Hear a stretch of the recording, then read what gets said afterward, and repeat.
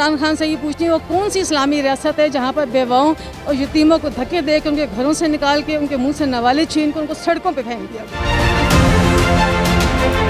एक आदमी को भी मुलाजमत दी नहीं, हजारों को निकाल दिया। ये जालिम हुकूमत है, कोई रासत मदीना नहीं। मैं उस रासत मदीना की झूठे दावेदारों को कैसे मान लूं जो एक वक्त की रोटी भी छीन ली है। हम माएँ, हम बहनें, हम बेटियां, कौमों की इज्जत हमसे। अगर कौमों की इज्जत हमसे तो हमारी इज्जत किससे? इस महंगाई के दौर में कितने लोग सुसाइड कर चुके, कितने लोग अपने बच्चों को दरियाओं में डाल चुके। हमारी कोई लाखों के हिसाब से सैलरियाँ नहीं है। मैं 3 बच्चों की माँ हूँ, तो मेरे तो माशी हालात बहुत खराब हो गए हैं।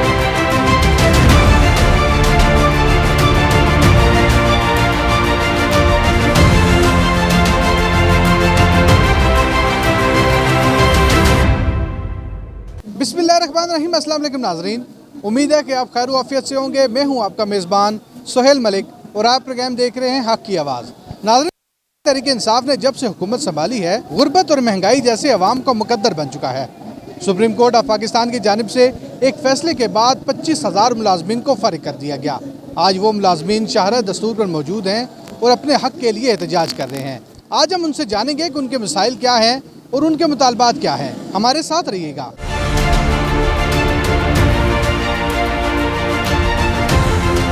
550 टीचर्स हैं, तकरीबन 550 टीचर्स हैं। जब आप इनको स्कूलों से निकाल देंगे एकदम तो टीचर्स की शॉर्टेज है।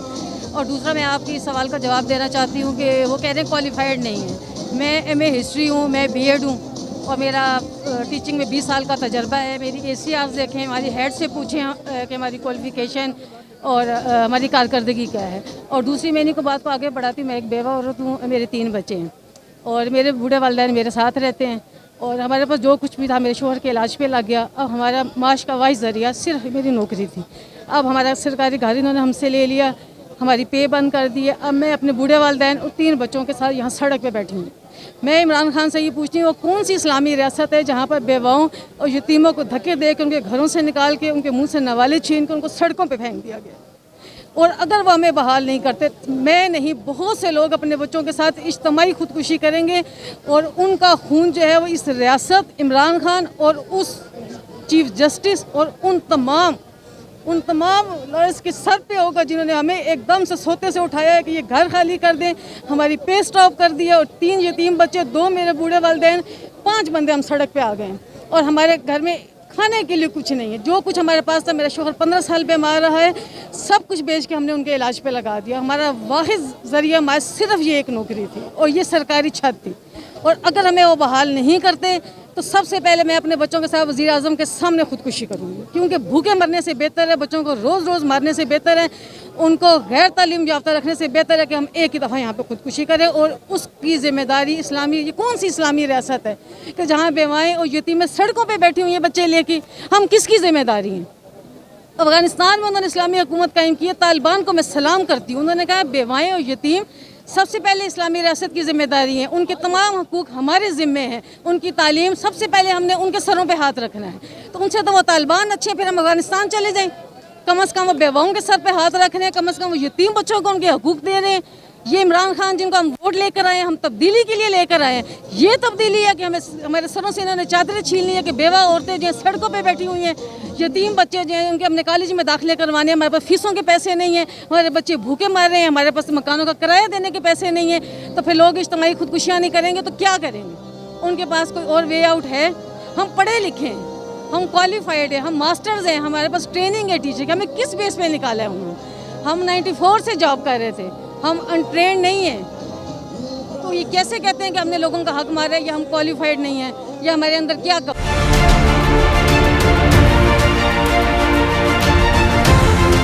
जुल्म का तो एक छोटी से लफ्ज़ है, इसके मायने जुल्म का लफ्ज़ मायने नहीं रखते ये इसके, लेकिन जुल्म का इंतहा हो चुकी है। इंतहा, माँ बहन बेटी के इज़्ज़त हर जगह नीलाम हो रहा है।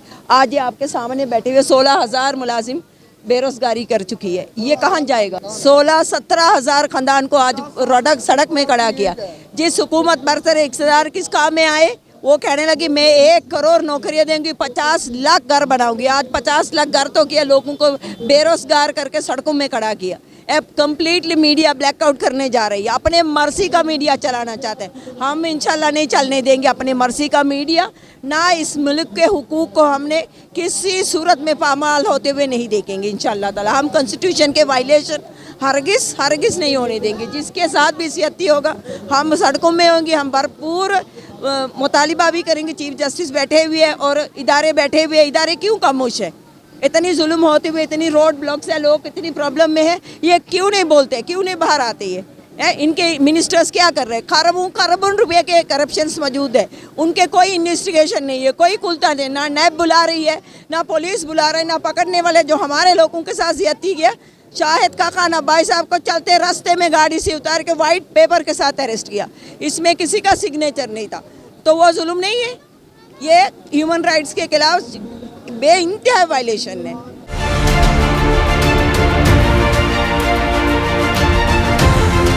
100% असर पड़ा है कि बहुत सी ऐसी फीमेल टीचर्स के बारे में अगर मैं बात करूं तो बेवा हैं या सिंगल पर्सन है, लेकिन वो बच्चों को परवरिश वो कर रही हैं। और एकदम से अगर ये हमारी सर्विस से हमें ख़त्म किया जा रहा है तो ज़ाहिर बात है, आप खुद सोचें, हम तो ऑलरेडी बहुत मुश्किल में वक्त पास कर रहे थे इस महंगाई के दौर में। हमारी कोई लाखों के हिसाब से सैलरियाँ नहीं हैं, हमारी हज़ारों के हिसाब से हैं। 30,000, 25,000, 40,000 हद होगी, ठीक है, क्योंकि हम में से हम लोग पहले भी ये कुर्बानी का बकरा बन चुके हैं। अगर हम 96 में ना निकलते तो आज हम भी 22वें ग्रेड के होते, आज हम भी 18वें ग्रेड के होते, लेकिन वो लॉस हमने एक्सेप्ट की है, ठीक है। जब हम दोबारा सन 2009 में रीइंस्टेट हुए तो दूसरे लफ्ज़ों में हमने उस टाइम इस अदारे को ऑन किया है, हमने दोबारा अपनी क्वालिफ़िकेशन इम्प्रूव की है और हम कुछ कारोबार काम प्राइवेट अदारों में कर रहे थे। लेकिन जब हमें ये मराद दी गई हैं तो हमने वो एक्सेप्ट की है और हमने दोबारा ये इदारे ज्वाइन किए हैं और पूरी ईमानदारी और दयानतदारी के साथ हम लोगों ने 12 साल इन अदारों को चलाया है। और अभी हम एक ट्रैक पे आ गए थे, ठीक है, अब हम जा रहे हैं आगे, हम अपग्रेड भी हो चुके थे, हमारी क्वालिफिकेशन भी बहुत अच्छी हो गई थी, बहुत से लोगों की कम थी, वो भी इम्प्रूव।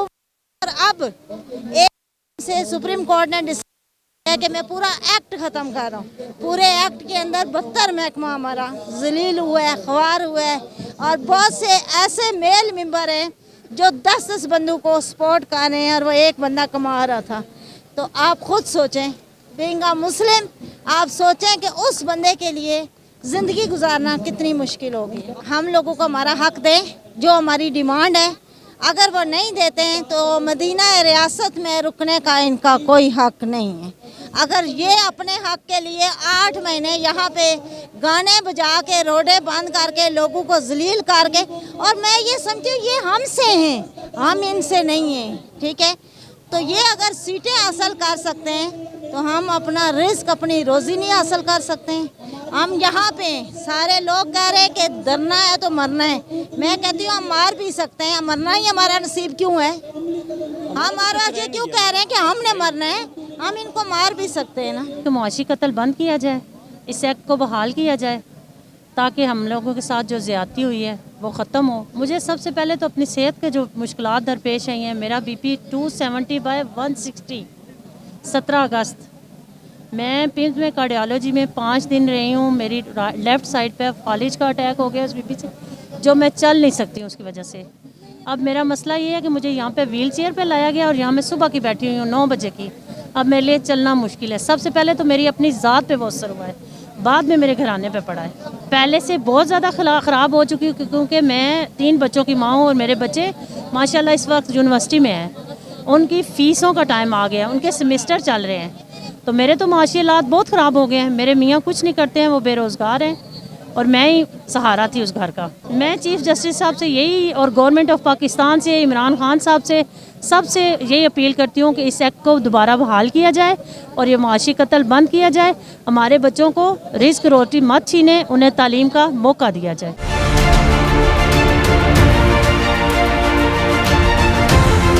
इस एक्ट को बहाल कर दे साहब। ये सुप्रीम कोर्ट खुद कहती है कि सुप्रीम इदारा पार्लियामेंट है। सेनेट और पार्लियामेंट का पास शुदा एक्ट उसको ऐसे जूते की नोक पे रख के उड़ा देते हैं, ये कौन सा है? खुद ये सुप्रीम कोर्ट कहती है, जब बाजा साहब को एक्सटेंशन मिलती है यही जाते हैं सुप्रीम कोर्ट में, सुप्रीम कोर्ट कहती है ये काम हम नहीं कर सकते, ये पार्लियामेंट कर सकती है। वहाँ से सब कानून के ज़रिए उनको एक्सटेंशन मिल जाती है। इस महंगाई के दौर में आप देखें कि लोग किस तरह ज़लील ख्वार हैं सर। एक बंदे सफ़ेद पोश को आप सड़क पे ला कर खड़े तो उसका क्या ज़िंदगी होगी। बच्चे पढ़ रहे हैं, बच्चे उनकी पढ़ाई ख़त्म होगी, उनके घर जो गवर्नमेंट की वो ख़त्म हो गए, उनको तबाह बर्बाद कर दिया सर। और इसका क्या सर, बहाल कर दें कि कौन सी देर लगती है सर। अपने तो रोज़ाना ये आर्डीनेंस पास करते हैं। ये गवर्नमेंट 40 आर्डीनेंस पे रही है सर, कोई एक्ट नहीं पास किया। लेकिन इनका यही हाल है। आप देखें कि जब आप बल्दियात को आप सुप्रीम कोर्ट बहाल करती है, उसको फौरी वो इम्प्लीमेंट नहीं करते, उनको अभी तक नहीं किया। लेकिन हमारे लिए जून फरवरी को मनोन 17 तारीख से सैलियाँ बंद करते हैं, उसी वक्त उनको ख़त्म करते हैं। That's not good sir. We are Muslim, we are also human being of this Pakistan, not we are the non Muslim और नॉट वी आर माइग्रेटेड। तो ये ठीक बात नहीं है कि दो रूल्स एक के लिए आप अपना 2 मिनट के लिए कहते हैं सुप्रीम पार्लियामेंट है।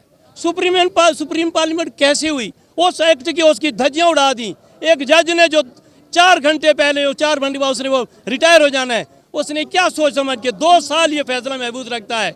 जुल्म क्या किया हमने? वो कहते हैं ह्यूमन राइट्स की वायलेशन है। ये वायलेशन नहीं है।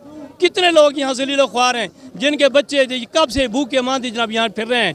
तो ज़रा काइंडली हम रिक्वेस्ट करेंगे चीफ आर्मी साहब से भी, चीफ जस्टिस साहब से भी रिक्वेस्ट करते हैं और वज़ीर-ए-आज़म साहब से रिक्वेस्ट करें, काइंडली आप मदीना की रियासत बनाने की बात करते हैं। मदीना की रियासत उसकी आप क्यों इस तरह धज्जियाँ उड़ाते हैं कि हज़रत उमर फारूक के दौर में आप फरमाते थे कि कुत्ता भी प्यासा मर गया तो मुझसे पूछा जाएगा। आप कौन सी बात करते हैं सर? इस महंगाई के दौर में कितने लोग सुसाइड कर चुके, कितने लोग अपने बच्चों को दरियाओं में डाल चुके। खुदारा अगर काश आपके बच्चे होते, आपको दर्द होता सर। हम खुदारा आपसे अपील करते हैं, चीफ जस्टिस साहब से अपील करते हैं, वज़ीर-ए-आज़म साहब से अपील करते हैं, चीफ आर्मी से, ये सारे सबसे बड़े ये स्टेक होल्डर हैं। ये उसके बाद हम अल्लाह की दरबार में अपील करते हैं कि खुदारा हम सब का रोज़गार है वो ना छीना जाए, हमें बहाल किया जाए। ख़वातीन देखें जहाँ जहाँ हमारे पाकिस्तान में जो है 50% से ज़्यादा पाकिस्तान में जो है वो ख़वातीन की आबादी है, उनके हकूक़ जो है जॉब्स में, तालीमी इदारों में, हर जगह पे उनके हकूक़ हैं। लेकिन अब ये इतने ज़्यादा लोगों को बेरोज़गार कर देना, उसमें बड़ी तादाद ख़वातीन की भी है। तो इनको बिल्कुल ये जो ऐवानों में बैठे हुए लोग हैं, इनके ज़मीर जो सोए हुए हैं, उनको अपने ज़मीर को जगाना चाहिए कि ये वादे करके आए थे कि हम we will be best performance देंगे हम, और हम जो है वो पिछली सारी हुकूमतों से नया पाकिस्तान जिसको नाम देंगे। लेकिन ये तो पुराना पाकिस्तान से भी बुरी परफॉर्मेंस है। और मैं बुरी तरह से ख़वातीन जो है इस हुकूमत में बुरी तरह से ख़वातीन के हकूक़ को सलब किया गया है। और मेरी रिक्वेस्ट है कि जल्द अज जल्द इसको नोटिस करें और इन लोगों को बहाल करें। मेरे हस्बैंड भी नहीं हैं, बच्चे मेरे माशाल्लाह इतने लायक फ़ायक हैं। 93 नंबर लेके मैट्रिक की है, अब 85 नंबर लेके उसने FSC की है। मुझे ये बताएं मैं अपने बच्चे को किसकी उम्मीद पे आगे यूनिवर्सिटी लेके जाऊं? इतने काबिल बच्चे, और ये टीचर्स के बच्चे इतने काबिल हो सकते हैं। बाकी मैंने देखा है कि बाकी जितने भी लोग होते हैं, डॉक्टर्स हैं, वो इतने बिजी होते हैं अपने बच्चों को तवज्जो नहीं दे सकते। एक टीचर जो है चूँकि वो पलता ही तालीम याफ्ता माँ की गोद में, इसीलिए वो इतना काबिल बनता है। अब मेरे बच्चे माशाल्लाह इतने काबिल हैं, यहाँ आके मैं भी चुप हूँ कि मैं उन्हें एडमिशन कैसे दिलवाऊँगी। खुदारा हमारे बच्चों के लिए ये इतना बुरा ना करें कि वो क्वालिफाई भी कर सकते हैं, टेस्टों में बैठ के अच्छा परफॉर्म भी कर सकते हैं, लेकिन जॉब ना होने की वजह से अब मुझे समझ नहीं आ रही कि मैं उनको क्या करूं। जॉब हमारी बहाल करें ताकि हमारे बच्चों की तालीम कंटिन्यू रहे। ये अभी बहाल कर दें हम वापस अभी चले जाएंगे, ना बहाल करेंगे हम इधर ही हैं। तो बहाल तो इन्होंने करना, सुप्रीम कोर्ट ने करना है या इन्होंने करना है, पार्लियामेंट ने करना है। कानून पार्लियामेंट का बनाया, तोड़ रही है सुप्रीम कोर्ट, तोड़ रही है। तो ये खुदारा इमरान खान साहब से, चीफ ऑफ आर्मी स्टाफ से, सदर साहब से गुजारिश है कि इन मजलूमों को देखें। ये पूरा आयाता भरा हुआ है लोगों से, इनकी आवाज़ सुने और हमें बहाल करें। इस एक्ट को बहाल किया जाए, मजलूमों की जो है वो फरियाद सुनी जाए। ये देखें कि यहाँ पे हम सारे लोग जो है वो शौक़ से तो नहीं बैठे हैं ना। आपको पता है कि एक बात है कि हम माएँ, हम बहनें, हम बेटियाँ, कौमों की इज़्ज़त हमसे, ठीक है। अगर कौमों की इज़्ज़त हमसे तो हमारी इज़्ज़त किससे? हमें ये बताएं, हम किसका दरवाजे पे नॉक करें, किसको आवाज़ दें? तो यहाँ हम पार्लियामेंट के सामने इसीलिए बैठे हुए हैं कि खुदारा इन मज़लूमों की आवाज़ सुने। हमारे बच्चे जो हैं वो घरों में 3 दिन से इस आस पे बैठे हैं कि हमारी माएँ सुबह जा रही हैं, रात गए वापस आ रही हैं, कुछ लोग यहीं पे रह रहे हैं कि आया इस चीज़ का कोई हल निकलेगा। आप यकीन करें कि हमारे बच्चों की पढ़ाइयाँ जो हैं वो बहुत मुतासर हुई हैं, बहुत मुतासर हुई हैं। अगर हम अपने बच्चों का नहीं सोचते, उन बच्चों की भी देखें जो जिन बच्चों को हम पढ़ा रहे थे। एक तो कोरोना की वजह से बच्चे जो है वो स्टडी में पीछे थे, और दूसरा इस वजह से जो है बच्चों का, तो आप देखें उन बच्चों का क्या कसूर है कि जो दूसरे दिन क्लास में है और उनको ये बता दिया गया है कि आपकी टीचर जो है वो कल से नहीं आएगी। जब हम आए सर्विस में, अब मैं तो ढूंढ के इन्होंने रखा था कि टीचर मिलती ही नहीं थी। जितना फेडरल एरिया था कि यकीन करें कि रवात से आना, बाराकऊ का वो कोना, जो सुबह हम 4 बजे उठते थे और वहाँ पे 9 बजे तक हम पहुँचते थे, और वो लोग अल्लाह का शुक्र अदा करते थे कि कोई टीचर आई। और मेरा मियाँ फौत हो गया है। मैं कल परसों रोई, मैंने कहा अब मेरा मियाँ फौत हुआ है, क्योंकि हमारी नौकरियाँ लगी हुई थी। अल्लाह का शुक्र था, हम अपनी इज़्ज़त से अपने टाइम पास कर रहे थे। ये क्या बात हुई, कोई पता नहीं चला कि ये इन्होंने एकदम से क्यों किया। कोई वजह होनी चाहिए। अगर ये सारे थे तो इनको रिटायरमेंट का कोई ऐलान करते, इनको रिटायरमेंट करने ज़्यादा पढ़े लिखे लोग आए। ये नहीं कि अब हम 25 साल करके तो हमें इस तरह का धक्का मिले, ये अच्छी बात नहीं है। और बुढ़ापे का सहारा यही चीज़ है। आप फील यही करते हैं कि इमरान साहब से, वज़ीर आज़म से कहते हैं कि हम उनसे, अगर हमारे वज़ीर आज़म हैं तो इतनी दुनिया बैठी हुई है, इस एक्ट को बहाल कर दें, मेहरबानी होगी। नहीं करते तो अल्लाह मालिक है, क्या हो सकता है। जब ना कोई सुनेगा तो क्या होगा। लेकिन जिसने पैदा किया वो रिस्क देगा, लेकिन ना इंसाफ़ी वाला काम नहीं होना चाहिए। ये एकदम से जब कोई बोले कि कल से आपका ये काम बंद हो गया है, क्या होगा। बच्चे क्या करेंगे, जो सर्विस कर रहे हैं वो क्या करेंगे। ये क्या बात है भाई, इस तरह नहीं होना चाहिए। हम अपील करते हैं वज़ीर आज़म से, हम अपने सदर से करते हैं, हम पे करें। अगर इनको है, हमें रिटायरमेंट का कोई, जो एजिड हैं उनको रिटायरमेंट करें। न्यू जनरेशन बहुत पढ़ी लिखी है, हम ये नहीं कह रहे कि वो क्यों रख रहे हैं, लेकिन एक तरीक़ाकार करें। हमारे सदारती एक्ट को, यानी जो जरदारी साहब ने बनाया था, उसको तोड़ने की कोशिश की है और सरासर गरीब लोगों के साथ ज्यादती हुई है। 16 साल हम लोगों की सर्विस है, 17,000 ख़ानदान है जिसके साथ इन लोगों ने ज्यादती की है। हम चीफ जस्टिस से अपील करते हैं, हम और किसी से नहीं करते हैं, क्योंकि वक्त का हकम है और वक्त की कलम उसके हाथ में है। हमें इंसाफ दे दे।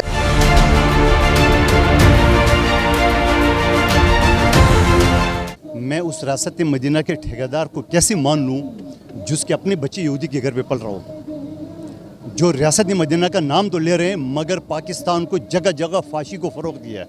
मैं उस रियासत मदीना के ठेकेदारों को कैसे मान लूँ जहाँ मेरे पंजाब, जनूबी पंजाब में ज़िंदा लोगों के हाथ पाँव काटे जा रहे हैं। मैं उस रियासत मदीना की झूठे दावेदारों को कैसे मान लूँ जो एक वक्त की रोटी भी छीन ली है। मैं उस रियासत मदीना की झूठे दावेदारों जो 1 करोड़ नौकरियों की बात की थी, 50 लाख घर की बात की, आज 2 करोड़ से ज़्यादा लोग बेरोज़गार हो चुके हैं। लाखों की तादाद में यहाँ लोगों के घर मसमार के इस्लामाबाद में और दूसरे सूबों में। मैं उस रियासत मदीना के झूठे दावेदारों को कैसे मान लूँ जिनको खुद नहीं पता है कि वो वज़ीर आज़म है। तो मैं समझ रहा हूँ कि इनका वक्त पूरा चुका है। ये आपको ये मज़दूरों की जो बदवा है, वहाँ जो कि साफ़ी है, जो कि कलम के अलमबरदार है, जो कि हमारी और आपकी सबकी कोताही जो है ना वो गलती हाईलाइट करें। मैं समझ रहा हूँ कि पीपल्स पार्टी जितना मीडिया ने उसके ख़िलाफ़ जो उन्होंने जो बातें की है, मैं समझ रहा हूँ हम खुले दिल से बर्दाश्त करें, हम बर्दाश्त करें। हमारी जो कोताही है, हमारी जो गलती है वो आप ज़रूर हाईलाइट करे, मगर इस कठपुतली हुकूमत को शायद ये हज़म नहीं हो रहा है। इस वजह से मीडिया कंट्रोल अथॉरिटी लाया, इस वजह से 26,000 ख़ानदानों को, 26,000 मजदूर नहीं 26,000 ख़ानदानों को, कहाँ गए उनके झूठे वादे, कहाँ गए उनके वो बंदर वजीर जो टेबलों पे चढ़ के जो वादे कि $200 उसके मुँह मारो 200। आपको पता है 17,950 हज़ार अरब अभी तक कर्ज ले चुका है। क्या ये खुदकशी करेंगे? खुदकशी आराम है, मैं उसको ये नहीं कहूँगा, मगर कम से कम कोशिश तो करो, लोगों को तसली तो हो जाए कि आपने खुदकशी बोला था। आज आपने पीपल्स पार्टी के दौर से, मुस्लिम लीग के दौर से ज़्यादा, जनरल के मुशर्रफ के दौर से ज़्यादा आपने 17,950 हज़ार अरब अभी तक ले चुका है और अभी 2 साल बाकी है। अल्लाह न करे ये 2 साल पूरे करे, इन मजदूरों का, साफियों का और पाकिस्तान भर के आवाम का क्या बनेगा। कि जिस जज साहब ने ये फैसला दिया, मैं खुद वकील हूँ सुप्रीम कोर्ट का, उसने आखिरी दिन ये फैसला लिखा है। आखिर मैं पूछना चाह रहा हूँ कि आखिरी दिन फैसले के पीछे क्या मुहरक़ात है, आखिरी दिन फैसले के पीछे क्या लालच और क्या दूसरी चीज़ है। तो मैं समझ रहा हूँ, हम तो फ़ख्र से कहते हैं कि हमने 68 लाख नौकरियाँ पाकिस्तान पीपल्स पार्टी ने दी है। आगे हमारी हुकूमत आएंगे, हम उसे डबल नौकरी देंगे, क्योंकि हम रोज़गार पर यकीन रखने वाले हैं। हम रोटी कपड़ा और मकान के जो हमारा नारा है उसको हम पूरा करें। हम भर्ती करते रहेंगे, आप निकालते रहेंगे इंशाअल्लाह दुनिया भर के पाकिस्तान। अब मुझे ये बताओ, 30 साल बाद आज आपने मजदूर ख़ानदान को जो बेचारे रिटायरमेंट के स्टेज पे आ गए, आपने उसके रोज़गार छीन लिए, उनके बच्चों के रोज़गार छीन लिए। आपने भी जवाब देना है। खुदा का वास्ता अपनी गंदी ज़बान से रियासत मदीना का नाम ले। रियासत मदीना एक अजीम हस्ती ने उसकी, और आप अपने आप को, मैं एक बात और कहना चाह रहा हूँ, ये अपने आप को सादिक और अमीन कहते हैं। मैं चैलेंज करता हूँ, मैं सुप्रीम कोर्ट के सामने जाने को तैयार हूँ। मुझे कोई नोटिस दे, मैं उसको चैलेंज करूँगा कि ये शख्स न सादिक है न अमीन है, और उसके सारी सूरत आपके सामने वो मीडिया पर मैं कहना चाह रहा हूँ। जिस दिन मुझे कोई बुलाएगा, मैं उस फोरम में बताऊंगा कि ये करप्ट भी है, ये जिनाकार भी है, ये बदकार भी है, ये झूठा भी है, ये फरेबी भी है।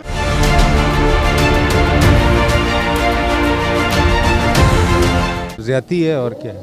मतलब सुप्रीम कोर्ट ने भी इतना गलत डिसीजन दिया है, और इस तरह एम्प्लॉयज़ के साथ करना जो इतने सालों से आपके लिए गवर्नमेंट के लिए काम कर रहे हैं, नथिंग बट जितनी भी इसकी मजम्मत की जाए कम। डिसीजन को लेने का वापस तो लेना डेफिनेटली चाहिए, और गवर्नमेंट को भी एहसास होना था। ये 12.5 साल से केस चल रहा है, और उसके बावजूद गवर्नमेंट ने भी इसके बारे में कुछ नहीं किया।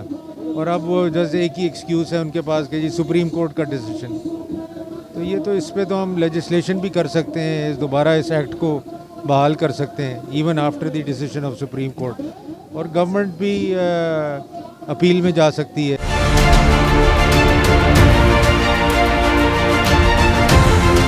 रियासत मदीना इस हुकूमत को कहना ही जाती है, मदीने के साथ जाती है। और वो कहाँ रहमतुल आलमीन की हुक्म, कहाँ इस जालिम और जाबर की हुकूमत, जो लोगों को रोज़गार देते नहीं हैं, लोगों से रोज़गार छीन रहे हैं, लोगों से रोटी छीन रहे हैं। एक आदमी को भी मुलाजमत दी नहीं, हज़ारों को निकाल दिया। ये जालिम हुकूमत है, कोई रियासत मदीना नहीं। इनकी हुकूमत एक जबर पे खड़ी हुई है, और जिस जबर पे खड़ी है उसको सारी दुनिया जानती है। अपनी ताकत पे तो आए नहीं है, उधारी ताकत है, वो किसी वक्त भी रुखसत हो जाएगी, फिर इनका नाम ही कोई नहीं सुनेगा। ये कबूल तो कर रहे हैं ना कि पीपल्स पार्टी रोज़गार देती है, मुलाजमत, यही हमारा कसूर है। और बीबी को भी इसी केस में किया, तो बीबी का बयान था कि मैं दोबारा आ गई तो दोबारा रखूंगी और ये जुर्म फिर करूंगी। ये तो पीपल्स पार्टी की पहचान है, इससे हम कैसे भाग सकते हैं। इस फैसले से हमें स्पेशली मशीर आलम साहब जो जिस दिन रिटायर्ड हो रहा था, उस दिन उसने फैसला सुनाया। बुनियादी बात, अब जरा मुझे छोड़ें, बात ये है कि उन्होंने ये केस चल रहा था 2011 से 16 दिसंबर 2019 में ये केस में आर्गूमेंट्स कंप्लीट हो गए, और उन्होंने जजमेंट को रिजर्व रखा, यानी फ़ैसला महफूज कर लिया। उसके बाद 18 महीने के बाद जब ये मोहतरम जज साहब रिटायर्ड हो रहा है, उसी दिन ये फ़ैसला सुनाता है और वो सारे एक्ट को उड़ाता है। मैं समझता हूँ कि सुप्रीम कोर्ट के साथ, जहाँ तक मेरा लिमिटेड नॉलेज है, कि सुप्रीम कोर्ट के साथ ऐसा इख्तियार नहीं है। ये इख्तियार जो है पार्लियामान का है। शहर दस्तूर के सामने बैठे मुजाहिरीन का कहना है कि अगर सुप्रीम कोर्ट ऑफ पाकिस्तान अपने फैसले पर नज़रसानी करे तो 25,000 ख़ानदानों को बचाया जा सकता है। गरीब पहले ही गुर्बत की चक्की में पिस रहा है। आप अपनी राय का इजहार ज़रूर किया करें, क्योंकि आपकी राय हमारे लिए बहुत कीमती होती है। अपने मेज़बान सोहेल मलिक को इजाज़त दीजिए। अल्लाह हाफिज़।